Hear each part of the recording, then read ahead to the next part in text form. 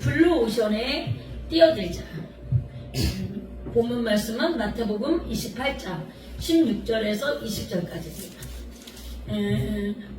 본문은 믿는 자에게 지상 최대의 명령으로 주어진 믿음과 말씀이라는 거예요. 복음 증거의 사명은 믿는 자 모두에게 주어진 사명입니다.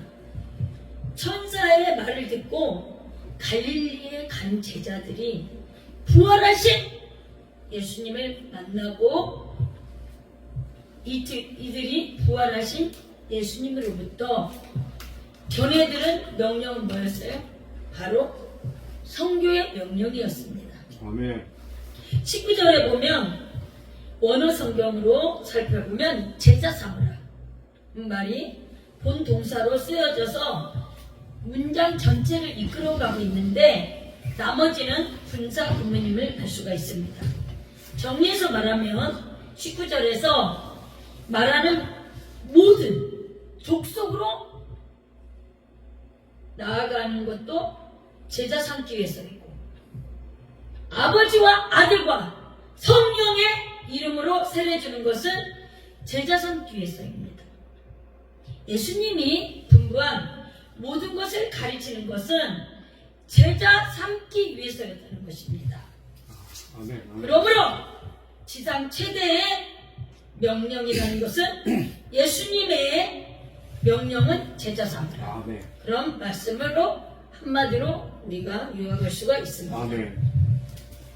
오늘 많은 사람들이 말하는 단어인 블루오션이라는 말을 가지고 선교사의 모습을 생각해 보면 선교사는 모두가 블루오션 속에서 뛰어든 사람들이라고 할 수가 있습니다. 전혀 새로운 곳에 헌신하는 사람들이기 때문입니다. 바로 블루오션에 뛰어든 위대한 그런 생애 신학자이며 실천가인 아프리카의 슈바이처 생애를 소개할 수가 있습니다. 슈바이처는 자신에게 임한 하나님의 명령, 말씀을 그대로 지키려고 한 사람이에요. 그가 남긴 명언은 다음과 같습니다. 나무에는 해마다 같은 열매가 달리지만 실은 그것은 매년 새로운 열매이다.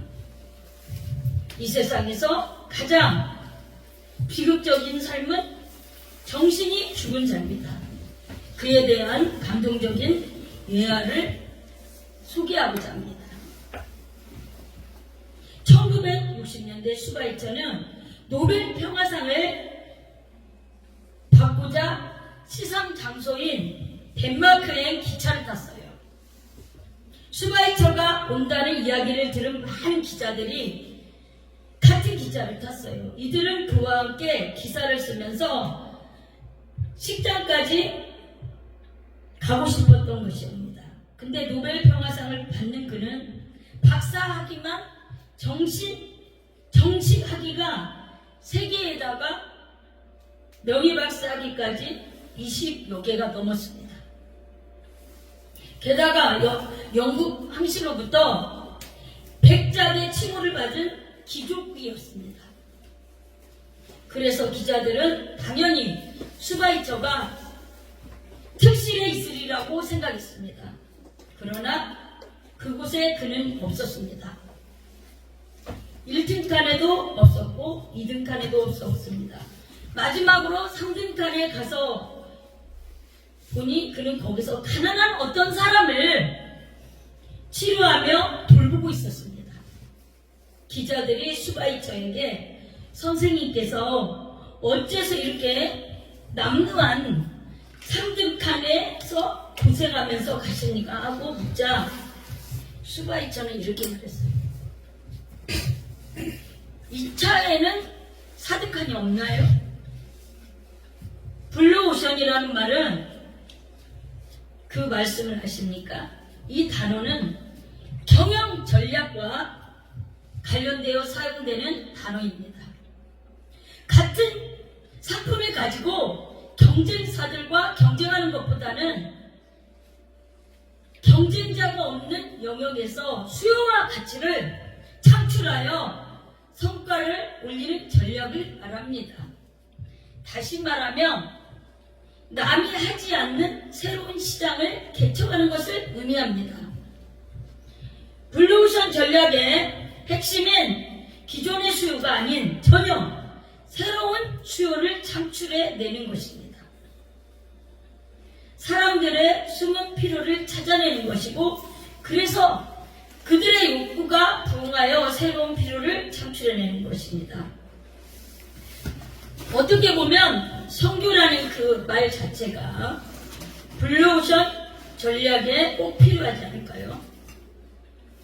최초로 블루오션 전략을 사용한 사람은 바로 사도 바울입니다. 제가 초신자 때부터 사도 바울을 무척 사모했어요. 그래서 그런지 하나님께서 꼭 믿는 자를 안 붙여주고 전도를 가면 이방인 붙여주더라고요. 생전 교회도 태어나서 가본 적이 없는 사람, 또 불교, 신자 이런 분들을 붙여주시더라고요. 바울을 좋아해서 그랬나 봐요. 그래서 그들에게 예수님의 복음을 증거하면 그들이 영접을 하고 또 예수를 열심히 제가 한 그대로 따라가더라고. 새벽기도 제가 한 번도 빠져본 적이 없었어요. 지금 이제 여기 단체 다니면서 3년 동안 빠진 거지, 새벽기도 설교를 15년을 했어요. 새벽 예배를 누가 만들었습니까? 처음에 제가 예수 믿었을 때는 그랬어요. 왜냐면 우리 어머니가 권사님인데 저를 전도하려고 울면서 엄청 날마다 기도했거든요. 그런데 저는 내가 교회를 절대 안 나갑니다. 그렇게 다짐했던 사람이기 때문에 새벽 기도를 만든 거를 원망을 했어요. 그런데 그대로 따라하나 봐. 엄마가 새벽 기도를 안 빠졌거든요. 그래서 새벽에 막 처음엔 싫었는데 새벽 기도를 빠지면 내 인생이 다 무너지는 것 같은 거예요. 진짜 이 심리를 걸어다닌다는 말씀처럼 아기를 낳고, 그때는 운전을 못할 때죠. 지금 운전한 지는 30년이 넘었는데 교회 버스를 놓치면 차가 없는 거예요. 우리 지역 사는 데가. 그러면 제가 걸어서 20리를 넘게 간 거예요. 한 번 빠졌어요. 그 정도로 새벽 기도를 사모했어요. 그래서 그런지 또 바울을 좋아했던 거는 전도 때문에. 오늘 예수 믿었다면 오늘부터 전도하기 시작한 거죠. 그래서 바울은 로마서 15장 20절에 이렇게 말합니다. 또 내가 그리스도의 이름을 부르는 곳에는 복음을 전하지 않기로 힘썼노니 이는 남의 터위에 건축하지 아니하려 합니다. 바울의 전략은 다른 사람들이 하고 있는 사역보다는 전혀 새로운 사역의 장을 향해서 나아가는 블루오션 그런 전략이었습니다. 전혀 새로운 사역의 장을 향해 나아가는, 그러기에 그는 전혀 새로운 결과를 낼 수가 있었습니다. 하나님의 역사하심이 더 컸는지도 모릅니다. 또한 사람이 있습니다. 그는 신학자이며 의학자이며 예술가이었던 아까 수가있죠? 그분 박사님께서 그렇게 하셨다는 것입니다. 오늘 우리에게 블루오션 전략이 필요한 곳은 어디입니까? 바로 여러분이 발견한 그곳에 여러분이 할 수 있는 선교의 장인 것입니다. 제가 요즘에 기도를 하는데 하나님께서 이제 한국만 돌아다니고 외국 안 간 지는 30대에도 캄보디아 갔다 왔었고 인도도 갔다 왔어요. 그때 캄보디아 갔을 때는 학교를 짓고 고아원 사역했었거든요. 그랬는데 지금 이제 무서워서 못 가죠. 그래서 그런지 요즘에 기도를 하는데 하나님께서 보여주신 게 뭐냐면, 외국은 못 가니까 이렇게 단체에 다니는 것도 네가 선교다 이렇게 말씀하시더라고요. 제가 갈등이 왔거든. 이건 아닌 거 아닌가. 또 막 사람 말 들어보면 아니라는 거야. 다 아니래. 여자 목사님들이 다 아니래. 가지도 말래. 그런데 하나님께서는 이게 시발점이라고 그랬어요. 왜냐면 저는 진짜 제가 지금 고백하는데 태어나서도 이런 걸 본 적이 없는 거예요. 미가엘이나 이런 게 있는 것조차 몰랐어요. 큰 교회에서만 부교자로 있었기 때문에 가수들이 노래하고 이런 교회에 있었기 때문에 강남에 있었고 이러다 보니 이게 처음에 왔을 때 이게 뭐지? 이건 어떻게 하지? 저거 배워야 되나? 이렇게 생각한 거예요. 그래서 하나님이 이런 교회 다니는 거, 가서 설교하는 거 이런 것도 네가 해야 된다. 요즘에 그렇게 말씀하셔요. 그러면서 하나님께서 저에게 비전으로 성경으로 보여준 것은 북한 땅을 위해서 더 많이 기도해라. 네가 울면서 더 기도해라. 네가 기도했니? 북한을 위해서 기도했어? 이번에 하나님께서 저에게 간절히 얘기하셨어요. 그러면서 이제는 성교의 장을 넓혀줄 거다. 미래적인 비전을 보여주신 거죠. 아직 되지는 않았는데 세계로 나가는 거를 보여주셨어요. 저는 아니라고 이제 애국은 싫습니다. 그랬는데 하나님께서는 한 번 품은 비전은 절대 소멸되지 않나 봐요. 이번에 그래서 성교에 우리가 나를 필요로 한 곳이면 그곳이 바로 나의 성교지라는 것입니다. 이를 위해서 마태복음은 우리에게 모든 족속으로 제자 삼으라는 명령을 하고 있다라는 것입니다. 28장 아까 본문 말씀 19절에서 가장 중요한 단어는 뭐예요? 제자 삼으라는 말씀입니다.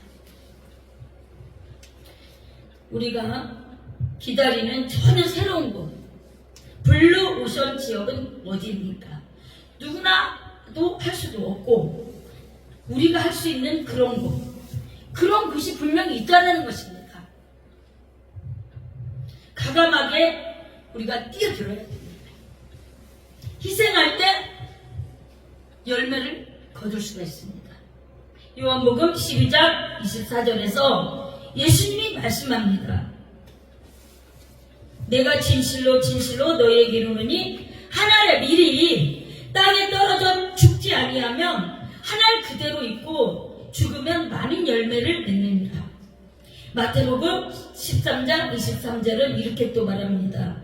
좋은 땅에 뿌려졌다는 것은 말씀을 듣고 깨닫는 자에게 결실하여 어떤 것은 100배, 어떤 것은 60배, 어떤 것은 30배가 되느니라고 하십니다.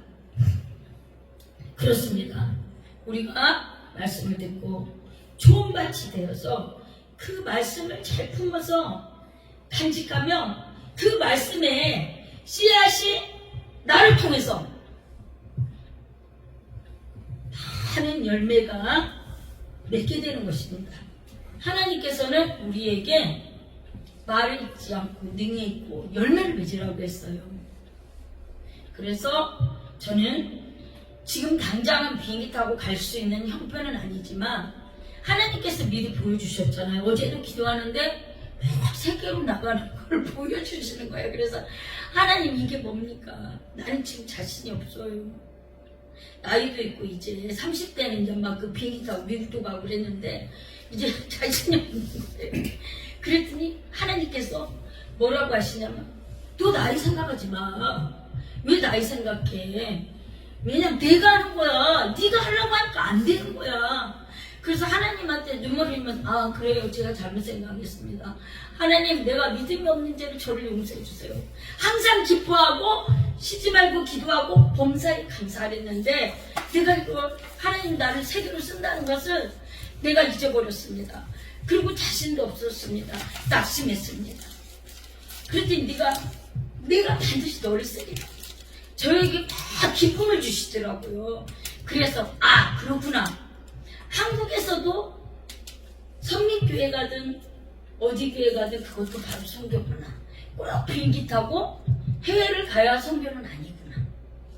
하나님이 미리 또 지금 갈 수 있는 형편이 아니기 때문에 이런 곳에서도 선교를 원하는 곳이 한국에도 있구나. 그래서 저는 하나님 앞에 감사의 기도를 드렸습니다. 그래서 이 귀한 말씀을 깊이 간직하면서 더 많이 기도해야 돼. 기뻐해야 되겠구나. 그래서 많은 열매를 맺는 모든 분들이 되시기를 주의 이름으로 축원합니다. 아멘.